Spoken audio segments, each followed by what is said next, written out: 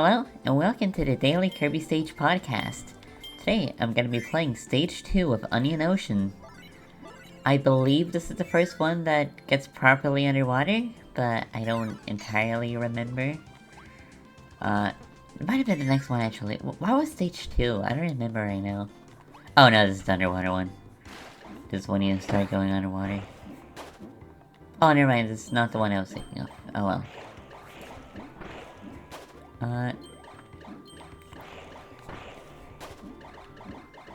Don't really have a focus in mind for this episode in particular.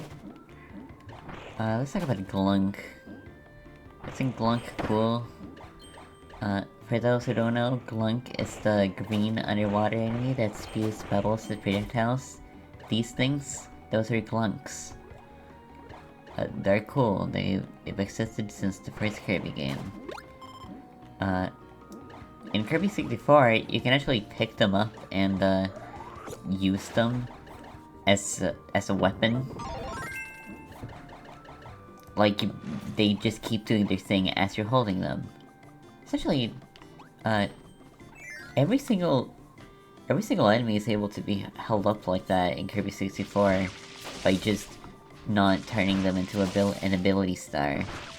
And a lot of them does have their own unique, behavior. It's really cool, honestly. It's definitely a leftover from when all the 4 characters of Kirby 64 used to be playable.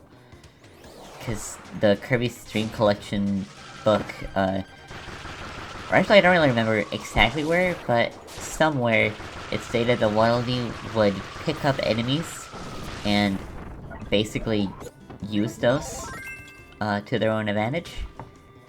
So it's really cool to see the carrying enemies mechanic still exist in Kirby 64 in its final form.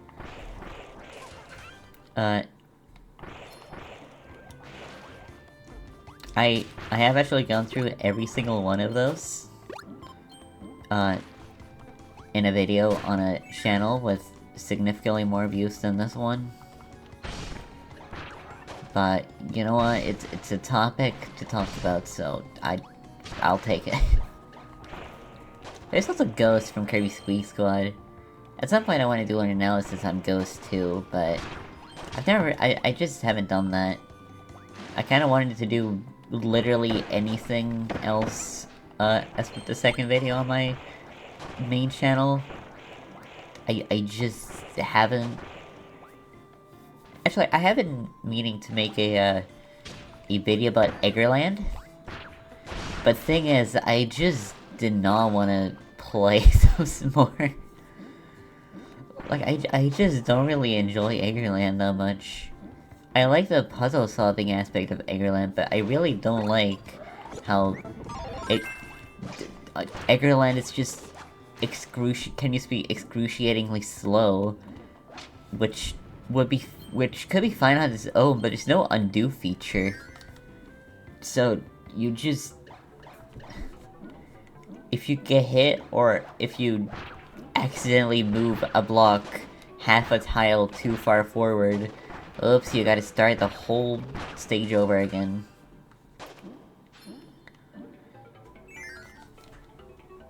And also, in the older games, or at least in games where you can't play as, Lala, every time you reset, you need to see a Lolo die with a clackle sound effect every single time. But at least, Adventures of Lolo 2 in Japan, which is Adventures of Lolo 3 in the US, has a unique restart sound effect, which doesn't feel as mocking to the player.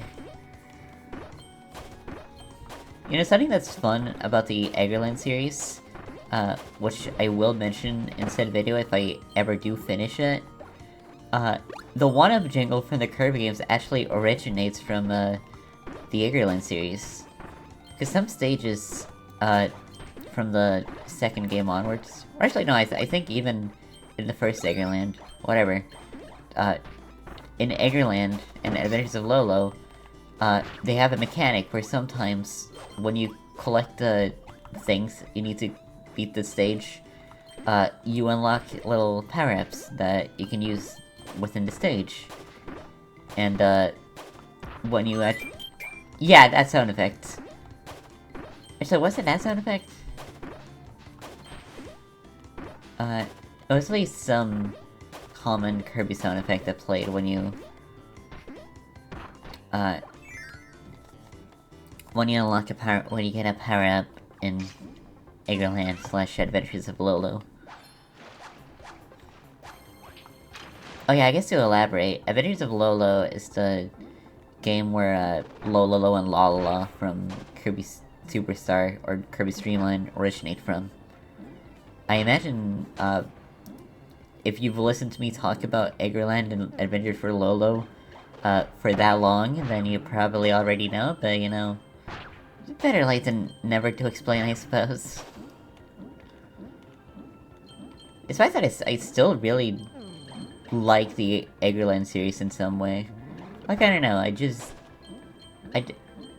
there's just some charm to it. I enjoy its existence, and I respect the games in it, even if I don't really enjoy them.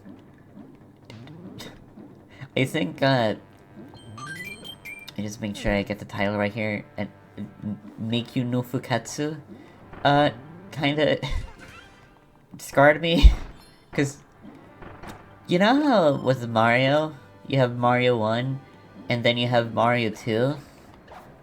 Well, with Eggerland, I did not explain the Mario part properly. With Mario, there's, after Mario 1, they made the Lost Levels, which is just Mario 1 but stupidly hard. The second game in the Eggerland series, Eggerland 2, which is what it's called on the MSX, but otherwise it's called, Meikyu Shinwa. They made the sequel to that game, which, I guess, Eggerland 3, is called Meikyu no Fukatsu, and that's basically Meikyu Shinwa The Lost Levels. It's insanely difficult.